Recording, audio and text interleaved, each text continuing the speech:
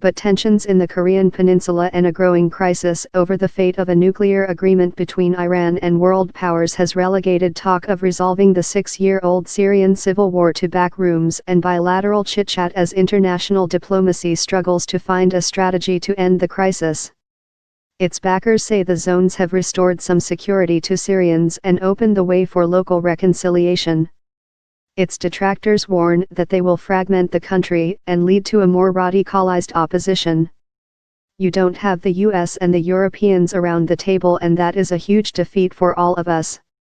This Astana process is just a military de-escalation process, and it must be supplemented with a political process, French President Emmanuel Macron, whose country supports rebels and urges the departure of Syrian President Bashar al-Assad, told reporters this week. American withdrawal, Russian domination that has been compounded by the arrival of the Trump administration, whose priority in Syria is focused on destroying Islamist groups and curbing Iran's influence. Meanwhile, they have reduced support for some opposition groups. The last major international attempt to resolve the crisis ended in failure when the International Syria Support Group, ISSG, was cast aside after Syrian government forces retook Aleppo in 2016. The question is, are these de-escalation areas going to be limited for 6 months, or do they risk becoming a de facto partition of Syria? UN Special Envoy Staffan de Mistura told a sparsely attended meeting on the crisis. It's time for Geneva to ensure sustainability of de-escalation, he said. If we miss this, we will be regretting it once again.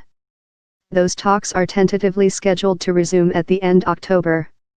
There is growing pressure on the Riyadh-based opposition, which has suffered repeated reversals since the start of the year, to restructure by including groups that have closer ties to Russia, but also shaking up its top leadership. Western and Arab diplomats argue that it aims to merely strengthen Moscow's hand in any future negotiating process. It's time for the sponsors to blow the final whistle. No peace, no reconstruction. But after a week at the United Nations, there was little sign of progress. A French effort to get the 5 permanent members of the Security Council, Britain, China, France, Russia, and the United States, to talk to each other yielded no concrete results. There's a lot of wariness and mistrust from Russia, who think we have a hidden agenda, and the United States, who are obsessed with Iran, said a senior French diplomat. At no point have the powers ever been clear on what they want, so we want to now have that conversation. How Russia and Iran see the political evolution remains unclear, given their interests and influence in Syria have never been greater. Iran's Foreign Minister Mohammad Javad Zarif, whose country may be feeling under pressure after this week's barrage of threats from U.S. President Donald Trump, on Thursday urged all the sponsors to commit to ourselves that there will be no solution without a political solution. Speaking at the high-level Syria meeting, Russia's Deputy Foreign Minister Gennady Gatilov pushed for a new round of Geneva talks. The United States, Britain, and France have all dismissed that idea, believing they can use the promise of reconstruction to push Assad and his allies to the negotiating table.